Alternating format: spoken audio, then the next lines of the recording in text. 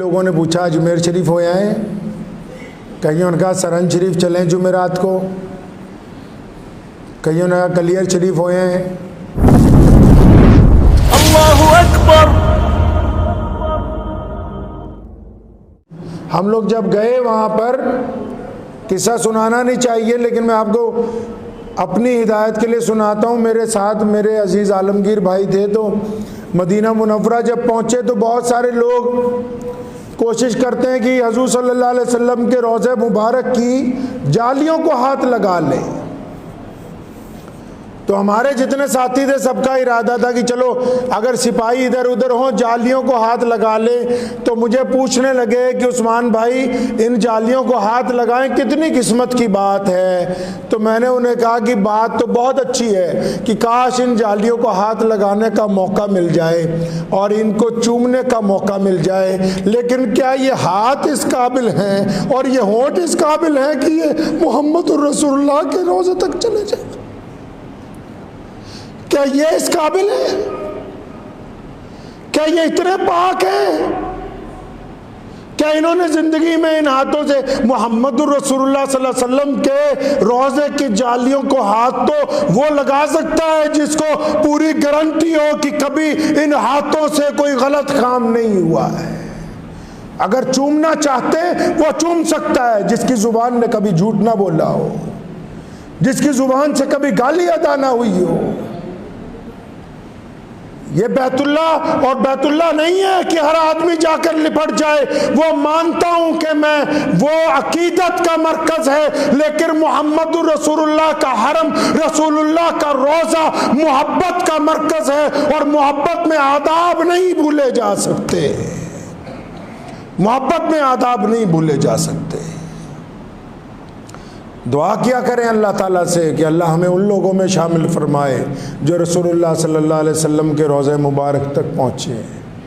آپ صلی اللہ علیہ وسلم کے روضہ مبارک پر سامنے کھڑے ہو کر سلام کرنے کی اجازت مل جائے، یہی بہت بڑی بات ہے، یہی بہت بڑی بات ہے۔ اس سے بڑی بات نہیں ایک مسلمان کے لیے ہو سکتی ہے۔ اور پھر جو رسول اللہ کا روضہ دیکھ آئے،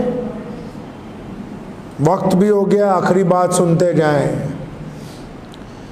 جو بندہ بیت اللہ کو دیکھ آئے اور پھر رسول اللہ کا روضہ دیکھ آئے، پھر اس پر فرض ہے، فرض کہ وہ نماز نہیں چھوڑ سکتا، اس پر فرض ہے وہ جھوٹ نہیں بول سکتا، اس پہ فرض ہے وہ آنکھوں سے زنا نہیں کر سکتا، اس پہ فرض ہے کہ وہ تول میں بے ایمانی نہیں کر سکتا، اس پہ فرض ہے کہ وہ ماں باپ کی نافرمانی نہیں کر سکتا، اس پہ فرض ہے وہ غریب کے ساتھ غصے سے نہیں بول سکتا۔ ارے یہ تو رسول اللہ کا روضہ ہے۔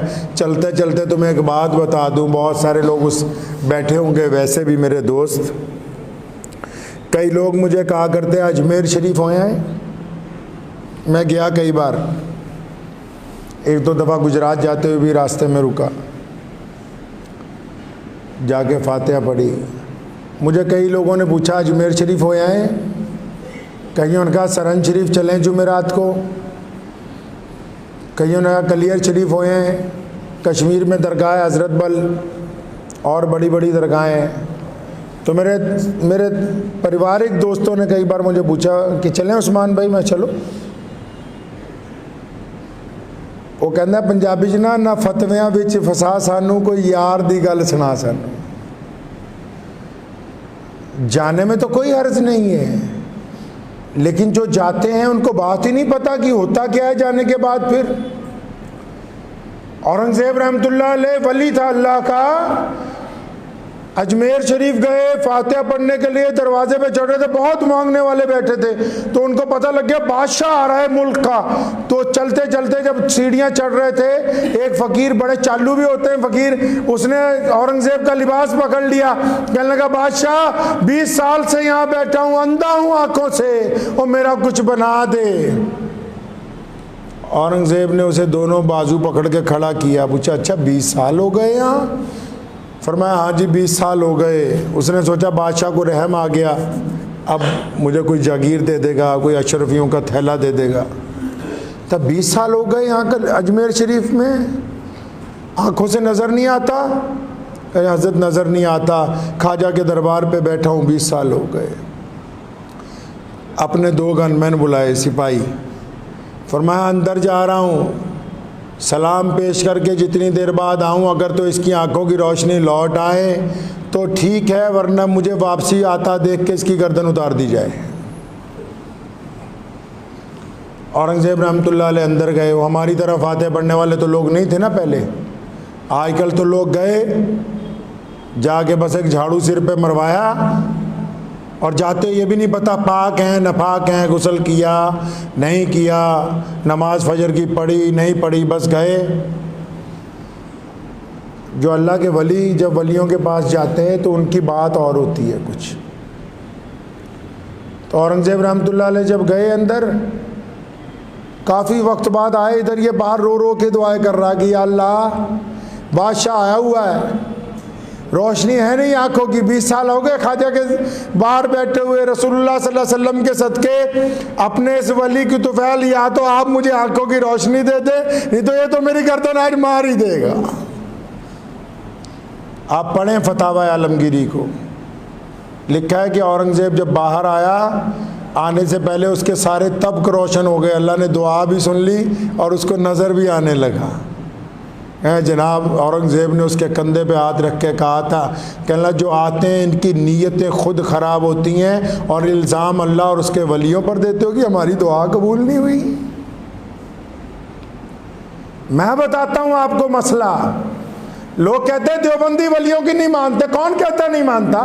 میں مجددی ہوں، قادری ہوں، مولانا شاہ عبد القادر لدھیانوی رحمۃ اللہ علیہ کی 7ویں نسل میں ہوں۔ ہمارا سلسلہ نقشبندیہ قادریہ مرزا طاہر جانا رحمۃ اللہ علیہ سے لے کے اور مجدد الفسانی تک، پھر مجدد الفسانی سے شاہ ولی اللہ محدث دہلوی تک، اور پھر شاہ ولی اللہ محدث دہلوی تھے سیدنا ابو بکر صدیق تک پہنچتا ہے۔ سنو مسئلہ، اگر کوئی بندہ کسی ولی کے مزار پر گیا، اگر کسی نے خواجہ معین الدین چشتی کے مزار کی زیارت کی ہے، اگر کسی نے امام ربانی مجدد الفسانی کی مزار پہ اوپر فاتح پڑھی ہے اور فاتح پڑھنے کے بعد بھی بے نمازی ہے، تو پہلے وہ صرف اللہ کا مجرم تھا، پہلے وہ صرف رسول اللہ کا مجرم تھا، اب وہ قیامت والے دن خواجہ اجمیری کا بھی مجرم ہوگا۔ یہ نہیں بتایا کسی نے؟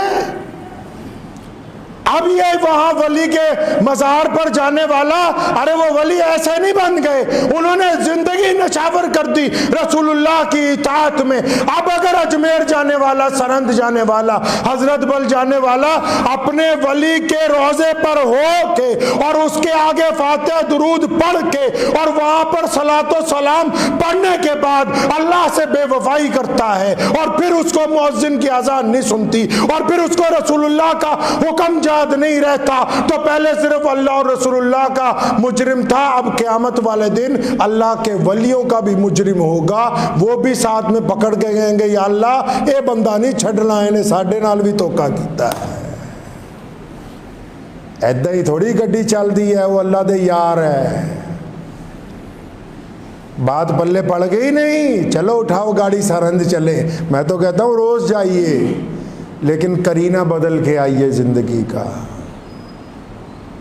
اس لیے اپنے دل کے اندر اس بات کو ٹھان لیں کہ ہم نے رسول اللہ کی اطاعت کرنی ہے، ولیوں کا احترام ان کی باتوں کو مان کر ہوتا ہے۔ یہی تو بیت اللہ کی عظمت ہے، رسول اللہ صلی اللہ علیہ وسلم کی شان ہے کہ دیکھ لو آپ 20 دفعہ اجمیر جاتے ہو، جیسے جاتے ہو ویسے ہی آتے ہو،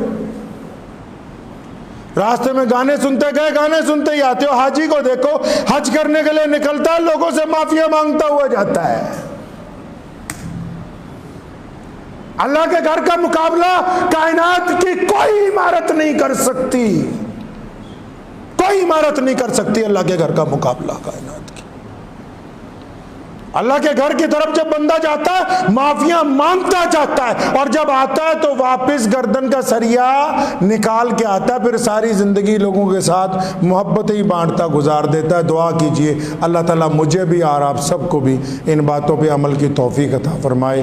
وآخر دعوانا ان الحمدللہ رب العالمین۔ مجھے امید ہے کہ آپ کو یہ ویڈیو پسند آئی ہوگی۔ اگر پسند آئی ہو تو یہ آپ اپنے دوستوں کے ساتھ شیئر کریں اور اس چینل کو سبسکرائب ضرور کریں